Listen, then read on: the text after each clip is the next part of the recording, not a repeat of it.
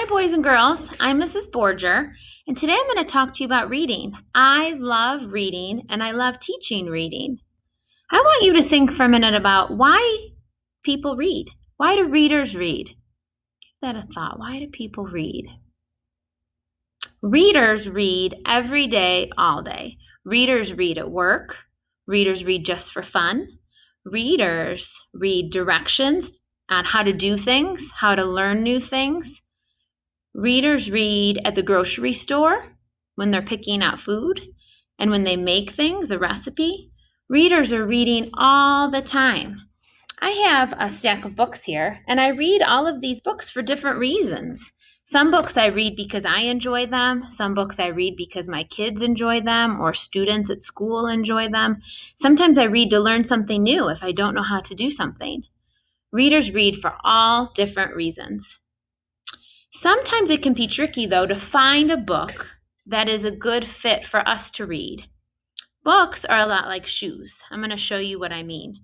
If I wanted to go for a hike, a nice walk outside, and I was looking for a comfortable shoe to wear on the hike, do you think my son's little Croc here would be the best fit for me? No, this would be comfortable for him, not so much for me. What about this big dress shoe for a man? Would that be a good fit for me?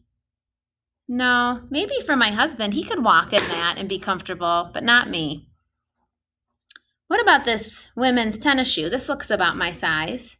This would be comfortable for me. Books are a lot like shoes. We have to find the perfect fit for us, and sometimes that can be tricky. That's what we're going to practice today, how to find just the right book for us, just like we need to find the right shoes for us. I'm going to show you this chart here. This little chart says, I pick good fit books. The first thing when you're choosing a book is you need to think about the purpose. P stands for purpose. P stands for purpose. Why do I want to read this book? Do I want to read just for fun? Do I want to learn something new? Do I want to just look at the pictures? That's okay sometimes. So before you choose a book, you need to think about why you want to read it. Next, the I in I pick. The I stands for interest. Do I like this book? You don't have to like every book. If you're not interested in a book, find one you're interested in. The C stands for comprehension. Do I understand the book? If you don't understand the words, that's not a good fit. That's not fun to read if you don't understand what you're reading. And the K stands for know. Do I know most of the words? And I'm going to teach you a way to help you find a book where you know most of the words. You're going to see this chart again, this I pick. This is a good thing to think about when you're choosing books. Another good thing to think about when you're choosing books is the 5-finger rule. When you choose a new book, you start with your hand closed like this. And on one page, if you keep track of every tricky word on your fingers, that can help you figure out if it's a good fit or not. Here's what I mean, the 5-finger rule.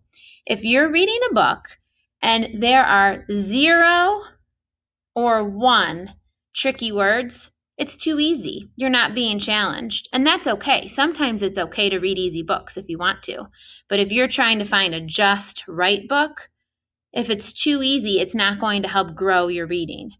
If you're reading a book, if you're counting on your fingers and there's 2 or 3 tricky words, this tells us it's just right.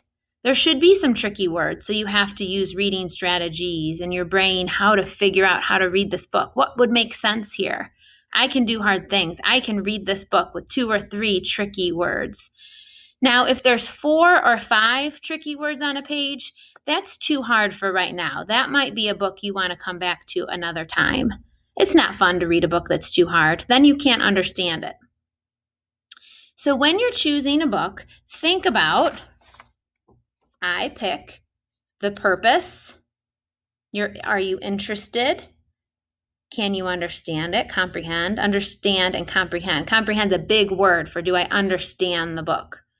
And do I know most of the words? And that last one, do you know most of the words? You can use that 5-finger rule. 0 to 1, tricky words, too easy.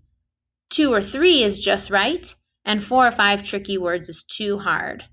You'll see these posters again, and we'll review this again. But right now, your teacher is going to help you choose some books that are a good fit for you.